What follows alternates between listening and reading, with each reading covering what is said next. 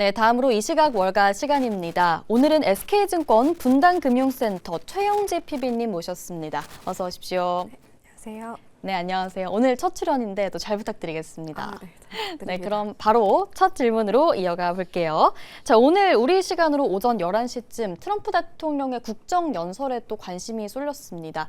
아무래도 최근 관세에 대해서 여러 이야기가 나왔다 보니까 추가적으로 어떤 내용들이 좀 나올지 주목을 했었던 것 같은데 주요 내용 한번 좀 짚어볼까요?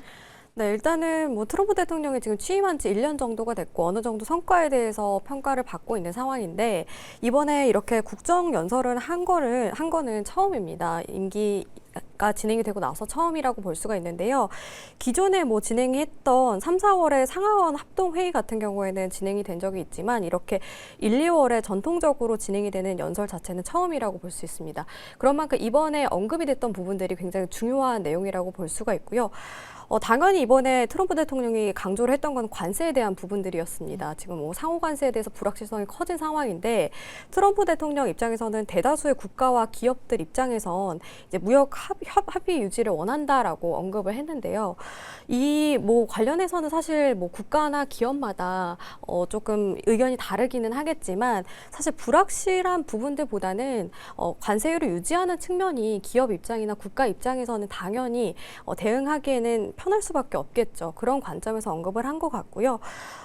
이와 더불어서 트럼프 대통령이 만약에 뭐 추가적으로 관세에 대해서 이야기를 하게 될 경우에는 뭐 무역법 122조라던가 301조, 뭐 232조 이에 따라서 뭐 새롭게 관세 부과에 대한 것들이 좀 우려가 커진 가운데 이런 우려에 대한 부분보다는 차라리 기존대로 진행이 되는 게 낫겠다라고 생각하는 기업들이 더 많아질 것으로 전망이 되고 있는 상황입니다. 그리고 트럼프 대통령이 관세와 관련해서는 이런 식으로 언급을 했는데 미국의 소득세 상당 부분을 대체를 할 거다, 관세가 대체를 할 거다라고 언급을 했어요. 근데 이게 무슨 뜻이냐면은 이제 미국 입장에서는 관세를 오히려 부과하는 입장이잖아요. 근데 이제 외국 기업들에게 돈을 더 낼 바에는 우리 기업을 더 활용을 하겠다라고 이야기가 되고 있고 그러면은 해외 기업들 입장에서는 당연히 가격 경쟁력 측면에서도 살아남기 위해서 가격을 내리는 경우가 많이 있을 겁니다. 그럼 미국 소비자들 입장에서는 오히려 더 이득을 보는 것들이 많이 있겠죠. 그런 관점에서 언급을 한 것 같아요. 그래서 어쨌든 트럼프 대통령이 이번에 언급을 한 것도 결국에는 뭐 미국을 위한 정책을 내세우겠다라는 저는 그런 입장으로 좀 생각을 하고 있는 상황입니다. 그리고 이란과 함께 외교적 해결을 원하지만 핵무기 보유 허용은 하지 않을 것이라고 이야기를 했는데요. 트럼프 대통령 입장에서는 지금 이란 측에서 유럽과 뭐 해외 미군 기지를 위협할 만한 미사일을 개발하고 있다라는 그런 좀 판단을 하고 있는 상황이에요. 이런 리스크적인 부분이라던가 뭐 작년에 있었던 지정학적 리스크까지 더해져서 어느 정도 그런 것들을 좀 방어하기 위한 언급을 한 것 같은데 뭐 이란이 이 뜻을 받아들이지 않는다면 우리도 주저하지 않을 것 뭐 이렇게 언급을 했다고 합니다.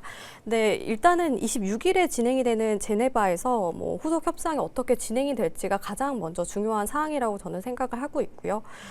그리고 결국에는 뭐 트럼프 대통령 입장에서는 미국의 황금 시대라고 이야기를 하면서 뭐 경제 지표가 많이 개선이 됐다라는 걸 어필을 했는데 사실 이 부분에 대해서는 경제 지표가 개선이 되는 거는 조금 더 지켜봐야 된다고 저는 생각을 하고 있어요. 아직 1년밖에 안 됐고 그리고 경제 지표가 개선이 된 거는 뭐 정권에 대한 부분보다는 뭐 다른 원인도 있을 거라고 저는 판단을 하기 때문에 이거는 장기적으로 더 지켜봐야 된다라고 생각을 하고 있지만 개별 기업들의 그런 실적에 대한 것들은 지금 트럼프 대통령이 1년 동안 이제 하면서 반영이 되고 있다고 저는 생각을 하고 있어요. 오히려 경제 지표보다는.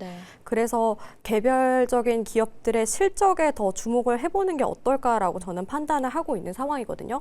거기에다가 지금 경제 지표가 작년에 셧다운 이슈로 인해서 많이 지연이 된 부분들이 있기 때문에 더 개별 기업에 신경을 써야 된다고 판단을 하고 있어요. 그래서 저는 이제 개별 기업들 실적 중에서 테슬라의 실적이 가장 중요하다라고 보고 있는데 왜냐하면은 이제 트럼프 대통령이 당선이 되고 나서 뭐 가장 먼저 수혜를 받을 만한 기업이 언급이 되던 게 테슬라였잖아요. 근데 예상 외로 테슬라가 그렇게 잘 되고 있지는 않다라고 저는 생각을 하고 있고요. 뭐 실적 측면으로 봤을 때 작년 3분기 기준으로 순이익이 전년 대비 37%나 하락을 했습니다. 근데 이 원인이 당연히 관세 부과 때문에 이런 영향을 받았다라고 볼 수가 있고요.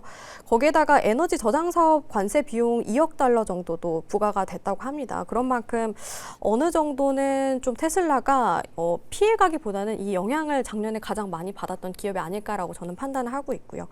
그리고 거기와 더불어서 뭐 리스크적인 부분들도 많이 언급이 되고 있는 상황인데 자율주행 관련해서 사고 이슈들이 많았었죠. 거기에다가 뭐 지역마다도 이 테슬라의 자율주행 차가 좀 그 리스크가 다르다라는 평가도 받으면서 규제가 조금 더 강화가 되지 않을까라고 생각을 하고 있어요. 사실 테슬라 입장에서는 지금 자율주행 쪽에 대한 기대가 굉장히 큰 상황이었는데 이런 것들이 리스크가 계속 발생을 하게 되면은 결국에는 장기적으로 실적 악화라던가 규제가 강화가 됐을 때 성장할 수 있는 동력이 더 떨어질 거라고 저는 판단을 하고 있어서 그래서 뭐 관세와 연관해서도 테슬라의 실적도 우리가 눈여겨봐야 되는 시점이 아닐까라고 판단을 하고 있습니다.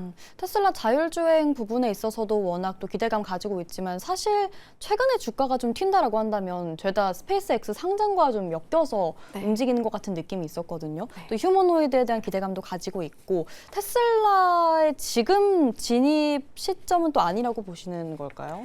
아직은 저는 더 지켜봐야 된다고 생각을 하고 있고요. 거기다가 지금 관세에 대한 불확실성도 커진 상황에서 좀 급하게 접근을 하기에는 다소 변동성이 나오지 않을까라고 판단이 돼서 좀 상반기 실적이 확실시 되는 부분부터 좀 접근을 해보는 게 저는 좋다라고 판단을 하고 있습니다. 네, 알겠습니다. 또 올해 1분기 실적 발표 살펴보고 또 진입해보는 게 좋아 보인다 말씀을 주셨고요. 자, 바로 이어서 또 어제장이 이제 월요일에 하락분을 좀 만회를 했는데 엔트로픽이 좀 병을 줬다면 이제 약을 주는 그런 이슈가 좀 나와줬습니다.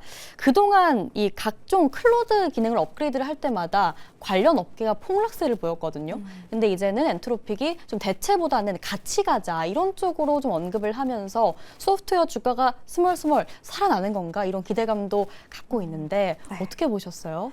안 그래도 엔트로픽 이슈에 따라서 소프트웨어 관련된 종목들이 워낙 변동성이 컸고 올해 하락분만 해도 굉장히 크기 때문에 조금 우려되는 것들이 있었는데 이 언급에 따라서 좀 완화가 되는 모습이었고요. 이게 뭐 단기적으로 뭐 반등이 나오는 걸 떠나서 저는 이제 협력 관계로 유지가 됐을 때 이제 좀 직접적인 수혜를 받는 기업들을 우리가 지금 뽑아봐야 된다라고 판단을 하고 있습니다. 무엇보다도 엔트로픽이 이렇게 언급을 했던 기업들이라고 한다면 그 클라우드 소프트웨어 관련된 기업들이 많이 있었는데요. 뭐 세일스포스라던가 뭐 팩셋이라던가 이런 종목들 위주로 많이 좀 반등하는 움직임이 나타났습니다. 근데 가장 관건은 핵심적인 내용이라고 한다면은 이 사스와 관련해서 한 명당 평균 매출이 어느 정도 나올지 그게 가장 저는 관건이라고 생각을 하고 있고요. 이번에 뭐 클라우드 코어와 관련해서 뭐 다양한 앱 기능을 선보였다라는 소식이 들려왔는데 우리가 앱을 많이 쓸 때 그 챗봇 기능이 요즘에 거의 다 있잖아요, 앱에. 근데 우리가 클릭을 해서 그 챗봇을 활성화시켜야지 활용을 할 수가 있는데 이런 기능이 아니라 단순한 이런 구조가 아니라 이제는 앱 내에서 플랫폼 내에서 완전히 자동화가 될 수 있는 그런 서포트를 하는 그런 앱이라고 볼 수가 있습니다. 그래서 기술력이 조금 더 강화되고 있다는 것들로 판단을 했을 때 이제 파트너십을 맺는 기업들이 더욱더 뭐 많아진다거나 뭐 수혜를 받을수록 소프트웨어 관련된 종목들이 좀 장기간 좀 성장할 수 있는 동력이 만들어지지 않을까 저는 판단을 하고 있고요. 그중에서 뭐 세일스포스 슬랙이라던가 구글 지메일과 연동해서 기술들이 좀 부각이 되고 있는 상황인데 슬랙이라고 한다면 이제 직장에서 많이 활용을 하실 겁니다. 아마 이제 슬랙을 많이 활용을 하실 것 같은데 슬랙에서 뭐 대화만 이루어지는 게 아니라 그 대화 맥락을 다 요약을 하고 그리고 그 회의라던가 이런 것들도 다 정리를 해주는 데다가 뭐 이 대화마다 어떠한 내용들이 중점적으로 나왔는지 그걸 보고서로 초안을 작성해 주는 등 다양한 기술이 이제 접목이 됐다라고 볼 수가 있고요. 지메일하고 연동한 경우에는 이제 이메일을 자동으로 분류하고 그리고 아예 그 회신을 할 때 초안을 작성해 제공해주는 기술까지도 좋은데요? 네, 네. 생겼다고 합니다. 그런 만큼 이렇게 소프트웨어와 함께 협업을 통해서 다양한 기술들을 선보이고 있다는 것도 뭐 장기적으로 봤을 때 소프트웨어 기업들이 충분히 좀 상승할 만한 부분들이라고 판단을 하고 있어요. 이와 더불어서 좀 추가적으로 말씀드릴 부분은 서비스나우와 관련된 것들인데 이제 네. 서비스나우가 사실 변동성이 좀 컸어요. 그리고 그 1월 같은 경우에는 이제 클로드하고 통합이 된다라는 소식 때문에 좀 기대가 컸었다가 최근에 여러 이 엔트로피 이슈에 따라 좀 변동성이 있는 부분이었었는데 서비스나우도 저는 좀 가장 그 1월 달에 그 클로드하고 플랫폼 통합 이야기가 나온 만큼 좀 협력에 대한 기대감이 점차 커지지 않을까라고 판단을 하고 있는 상황입니다. 일단은 뭐 엔트로픽에 대한 내용들은 제 관점을 이렇게 말씀을 드렸는데 네.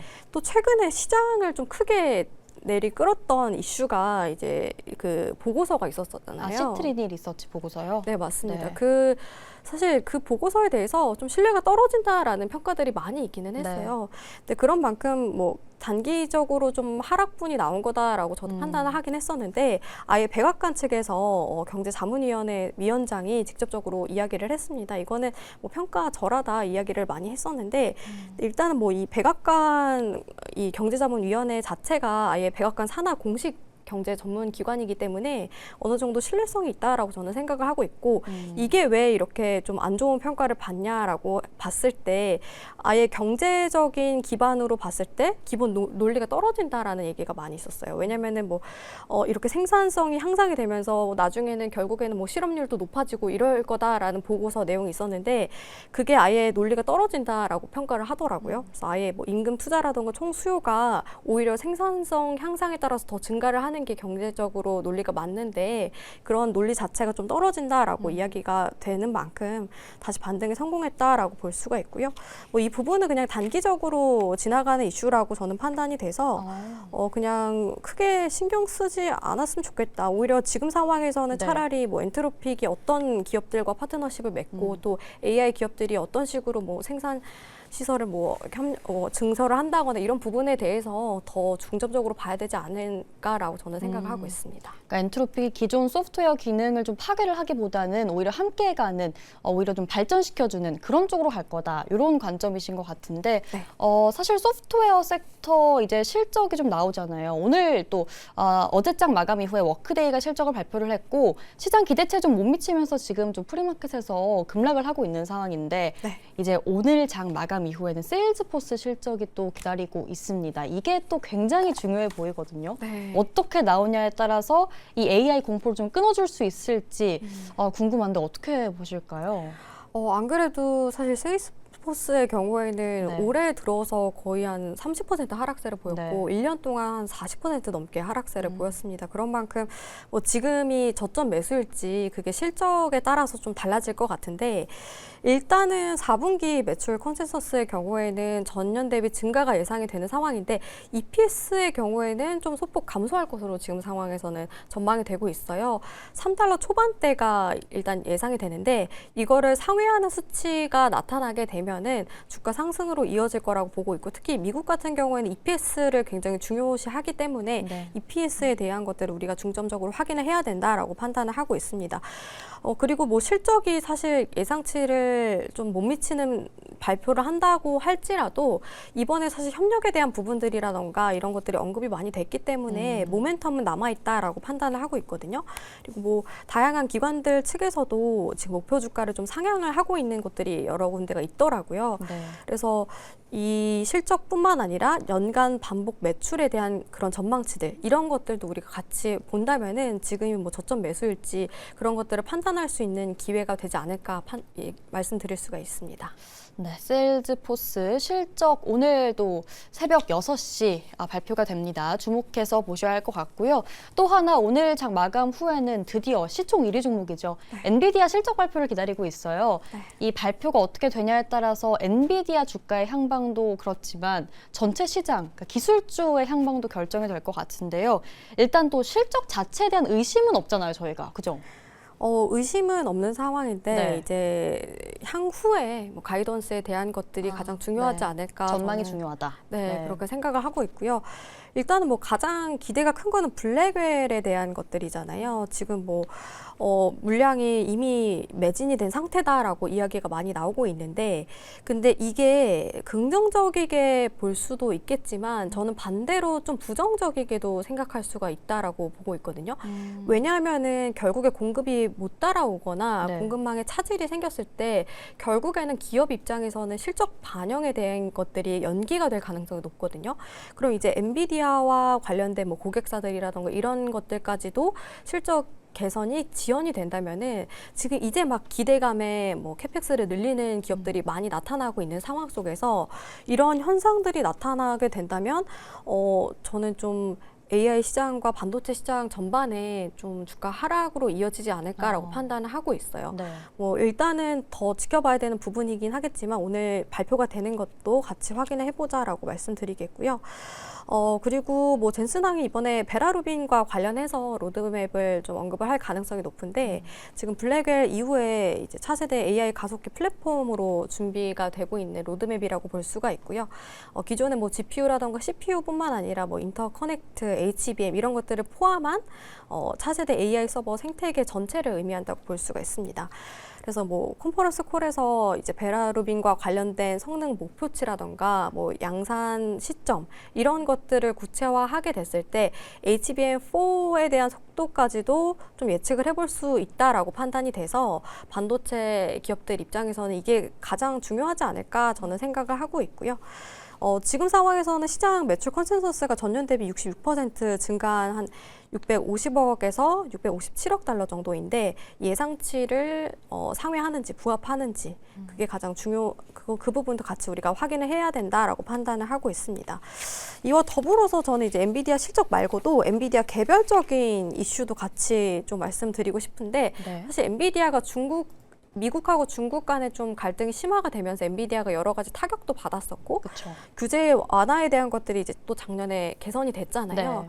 근데 보니까 중국 규제 완화에도 불구하고 판매가 영건 아예 없다고 합니다. 이거 왜 이렇게 잡힌 걸까요? 일단 지금 겉으로 봤을 때는 규제가 네. 완화된 거는 맞지만 미국 입장에서 사실 이 실제로 승인을 하기 위한 단계가 굉장히 까다롭다고 합니다. 네.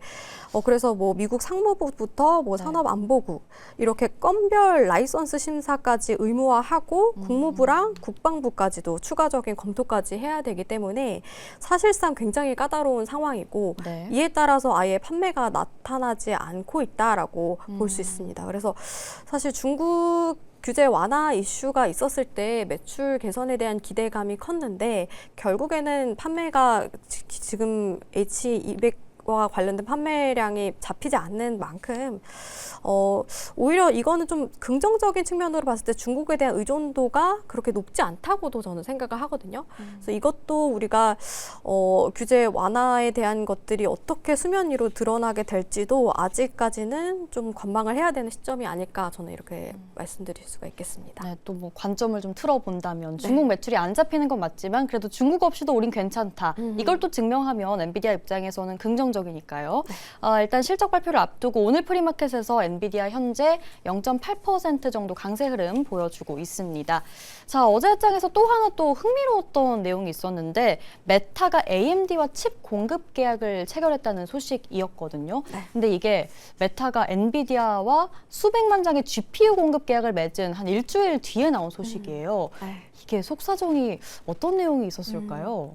안 그래도 지금 메타 입장에서는 엔비디아 의존도를 낮추려는 움직임이 나타나고 있는데 네. 거기에다 이렇게 기간적인 측면에서 곧바로 계약을 했다는 것 자체만으로도 약간의 그런 움직임이 나오고 있지 않나라고 판단을 하고 있고 이번에 AMD와의 이제 계약 자체는 지금 6기가와트 규모로 예상을 하고 있고 대략적으로 봤을 때 가치가 한 1,000억 달러 이상으로 추정이 되고 있다고 합니다. 그런 만큼 굉장히 초대형 수준이라고 볼 수가 있고요. AMD 입장에서는 사실 좋은 점들이 많다라고 보고 있는 게 이번에 그 지분과 관련해서도 계약 관계가 맺어졌다라는 소식도 같이 있었죠. 그래서 단기적으로 목표에 도달을 했을 때 AMD 주식 주당 0.01달러를 이제 분할로 매입하는 조건으로 계약을 맺게 됐고, 이러면은 AMD가 기존에 뭐 언급을 했던 목표가가 한 2031년 기준으로 한 600달러 정도인데, 여기까지 도달을 했다라고 쳤을 때 메타가 AMD 지분 10%를 가져가게 된다면 1억 6천만 주 정도 확보를 할 수 있다라고 볼 수가 있습니다. 어쨌든 이거는 뭐 좀 더 지켜봐야 되겠지만 약간의 우려가 되는 부분이라고 한다면 이게 지분 관계까지 엮여져 있는 만큼 좀 네. 실질적인 수요일지가 저는 의문이 된다라고 판단이 되고, 그리고 매출을 오히려 부풀리는 게 아닐까라는 그런 우려도 커지고 있는 상황이에요.